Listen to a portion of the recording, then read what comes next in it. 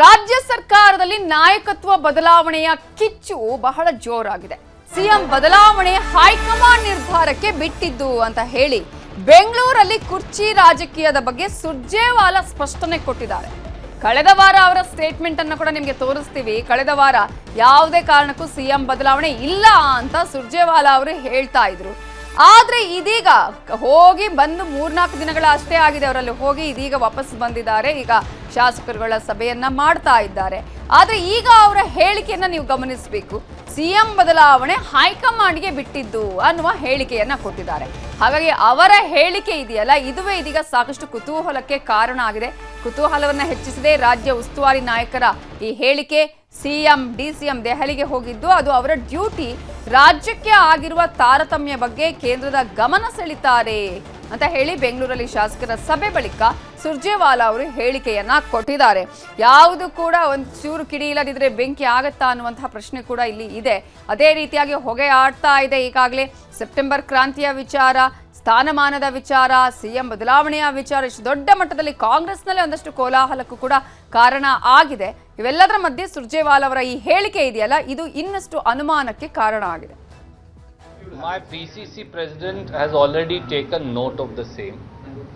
As far as leadership issues are concerned, I spoke to you last week along with the PCC president, who is also Deputy Chief Minister. Whatever we had to say on that issue, we have already spoken. Somebody can have a desire. So all I'm saying is we have already spoken. I don't think so that ಇದೇ ವಿಚಾರಕ್ಕೆ ಸಂಬಂಧಪಟ್ಟ ಹಾಗೆ ಇನ್ನಷ್ಟು details ಅನ್ನ ಕೊಡೋದಕ್ಕೆ ನಮ್ಮ reporter Hebbaka ತಿಮ್ಮೇಗೌಡರು ಈಗ ನೇರ ಸಂಪರ್ಕದಲ್ಲಿ ಜಾಯ್ನ್ ಆಗಿದ್ದಾರೆ. ತಿಮ್ಮೇಗೌಡ್ರೆ, ಒಂದ್ ಕಡೆ ಸಿಎಂ ಡಿಸಿಎಂ ದೆಹಲಿಗೆ ಹೋಗಿದ್ರೆ, ಮತ್ತೊಂದು ಕಡೆ ಮೊನ್ನೆ ಅಷ್ಟೇ ಸುರ್ಜೇವಾಲಾ ಅವರು ಹೇಳಿದ್ರು ಯಾವುದೇ ರೀತಿಯ ಸಿಎಂ ಬದಲಾವಣೆ ಇಲ್ಲ. ಆದ್ರೆ ಇವತ್ತು ನೋಡಿದ್ರೆ ಇಮಿಡಿಯೇಟ್ ಆಗಿ 3-4 ದಿನದಲ್ಲೇ ಅವರ ಮಾತಲ್ಲಿ ಹೇಳಿಕೆಯಲ್ಲಿ ಬದಲಾವಣೆ ಆಗ್ತಾ ಇದೆ. ಖಂಡಿತವಾಗಿಯೂ ನವಿತಾ ಜೈನ್, ಯಾಕಂತ ಹೇಳಿದ್ರೆ ಈ ಒಂದು ವಿಚಾರವನ್ನ ಜೀವಂತವಾಗಿ ಇಡುವಂತ ಒಂದು ಪ್ರಯತ್ನವನ್ನ ಹೈಕಮಾಂಡ್ ಕೂಡ ಮಾಡ್ತಾ ಇದೆ ಅಂದ್ರೆ ತಪ್ಪಾಗ್ಲಿಕ್ಕಿಲ್ಲ. ಯಾಕಂತ ಹೇಳಿದ್ರೆ ಸಿಎಂ ಬದಲಾವಣೆಗೆ ಸಂಬಂಧಪಟ್ಟಂತೆ ಶಾಸಕರುಗಳು ಕೆಲವರು ಅಭಿಪ್ರಾಯವನ್ನು ವ್ಯಕ್ತಪಡಿಸ್ತಾ ಇದ್ದಾರೆ. ಸಿಎಂ ಬದಲಾವಣೆ ಮಾಡಿ, ನಾಯಕತ್ವ ಬದಲಾವಣೆ ಮಾಡಿ ಎನ್ನುವಂತ ಒಂದು ನಿಟ್ಟಿನಲ್ಲಿ ಸಿಪಿ ಯೋಗೀಶ್ವರ್ ಆಗಿರ್ಬೋದು, ಮಾಗಡಿ ಬಾಲಕೃಷ್ಣ, ಇಕ್ಬಾಲ್ ಹುಸೇನ್ ಅವರು ಸ್ಟೇಟ್ಮೆಂಟ್ ಅನ್ನು ಕೊಡ್ತಾ ಇದ್ದಾರೆ ಎನ್ನುವಂತ ನಿಟ್ಟಿನಲ್ಲಿ ಇವತ್ತು ರಣದೀಪ್ ಸಿಂಗ್ ಸುರ್ಜೇವಾಲಾ ಅವ್ರನ್ನ ಮಾಧ್ಯಮಗಳು ಗಮನವನ್ನ ಸೆಳೆದು ಪ್ರಶ್ನೆಯನ್ನ ಮಾಡಿದ್ವು.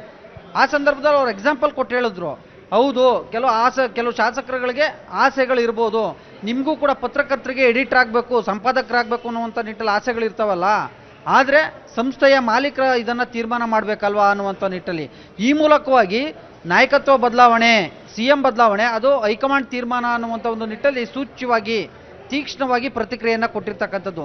ಯಾಕಂತ ಹೇಳಿದ್ರೆ ರಣದೀಪ್ ಸಿಂಗ್ ಸುರ್ಜೇವಾಲಾ ಅವರು ರಾಜ್ಯ ಕಾಂಗ್ರೆಸ್ ಉಸ್ತುವಾರಿ, ಈವರೆಗೂ ಕೂಡ ನಾಯಕತ್ವ ಬದಲಾವಣೆ ಇಲ್ಲ, ಮುಖ್ಯಮಂತ್ರಿಯವರು ಸಿದ್ದರಾಮಯ್ಯನವರೇ ಮುಂದುವರಿತಾರೆ ಅನ್ನುವಂಥ ನಿಟ್ಟಲ್ಲಿ ಸ್ಟೇಟ್ಮೆಂಟ್ ಅನ್ನು ಕೊಡ್ತಾ ಬರ್ತಾ ಇದ್ರು.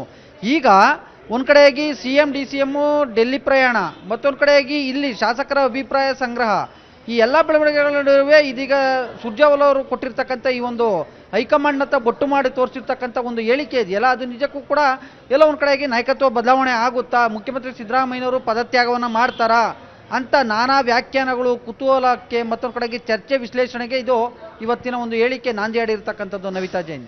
ತಿಮ್ಮೇಗೌಡ್ರೆ, ಈಗ ಒಂದ್ ಕಡೆ ಒಬಿಸಿ ಸಲಹಾ ಸಮಿತಿಯ ಸದಸ್ಯರಾಗಿ ಕೂಡ ಸಿದ್ದರಾಮಯ್ಯ ಅವರ ನೇಮಕ ಮಾಡಿರೋದು ಹೇಗೆ ಬಿಜೆಪಿಯಲ್ಲಿ ಆಯ್ತೋ ಯಡಿಯೂರಪ್ಪ ಅವರಿಗೆ, ಅದೇ ರೀತಿಯಾಗಿ ಈಗ ಕಾಂಗ್ರೆಸ್ನಲ್ಲೂ ಆಗ್ತಾ ಇದೆ ಅನ್ನುವಂತಹ ಮಾತುಗಳ ನಡುವೆ ಇವರ ಈ ಸ್ಟೇಟ್ಮೆಂಟ್, ಇವರ ಈ ಸಸ್ಪೆನ್ಸ್ ಇನ್ನಷ್ಟು ದಿನಗಳಿಗೆ ಹಾಗಾದ್ರೆ ಇರುವ ಹಾಗೆ ಕಾಣಿಸ್ತಾ ಇದೆ ಅಂತ.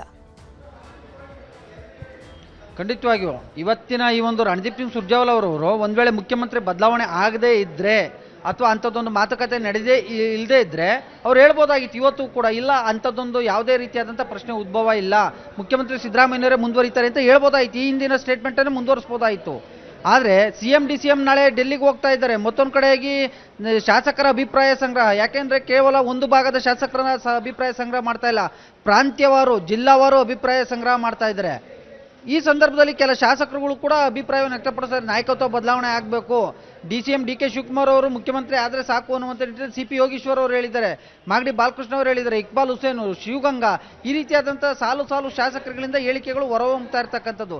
ಈ ಎಲ್ಲ ಬೆಳವಣಿಗೆಗಳ ನಡುವೆ ಸುರ್ಜೇವಾಲಾ ಅವರು ಕೊಟ್ಟಿರ್ತಕ್ಕಂಥ ಇವತ್ತಿನ ಒಂದು ಸ್ಟೇಟ್ಮೆಂಟು ಅಂದರೆ ಹೈಕಮಾಂಡ್ ತೀರ್ಮಾನ, ಸಂಸ್ಥೆಯ ಮಾಲೀಕರು ತೀರ್ಮಾನ ಮಾಡಬೇಕಲ್ವಾ ಅನ್ನುವಂಥ ಒಂದು ನಿಟ್ಟಲ್ಲಿ. ಯಾಕಂತ ಹೇಳಿದ್ರೆ ಸಂಸ್ಥೆಯ ಒಂದು ಭಾಗ ಅಂದರೆ, ಹೈಕಮಾಂಡ್ನ ಒಂದು ಭಾಗ ಅಂದರೆ ಸುರ್ಜೇವಾಲಾ ಅವರು ಕೂಡ ಇರ್ತಾರೆ, ಸುರ್ಜೇವಾಲಾ ಅವರು ಕೂಡ ಈ ಒಂದು ನಿರ್ಧಾರದಲ್ಲಿ ಇರ್ತಾರೆ. ಆದರೆ ಅಂತಿಮವಾಗಿ ಹೈಕಮಾಂಡ್ ತೀರ್ಮಾನ ಅನ್ನುವಂಥ ಒಂದು ಮಾತನ್ನು ಹೇಳೋದ್ರ ಮುಖಾಂತರ ಈ ಒಂದು ವಿಚಾರವನ್ನು ಮತ್ತಷ್ಟು ಜೀವಂತವಾಗಿ ಇಡೋದಕ್ಕೆ, ಈ ಒಂದು ವಿಚಾರದ ಚರ್ಚೆಗೆ ಮತ್ತಷ್ಟು ಪುಷ್ಟಿ ನೀಡುದ್ರಾ ಅಂತ. ಓಕೆ, ಥ್ಯಾಂಕ್ ಯು ತಿಮ್ಮೇಗೌಡ್ರೆ ಡೀಟೇಲ್ಸ್ಗೆ.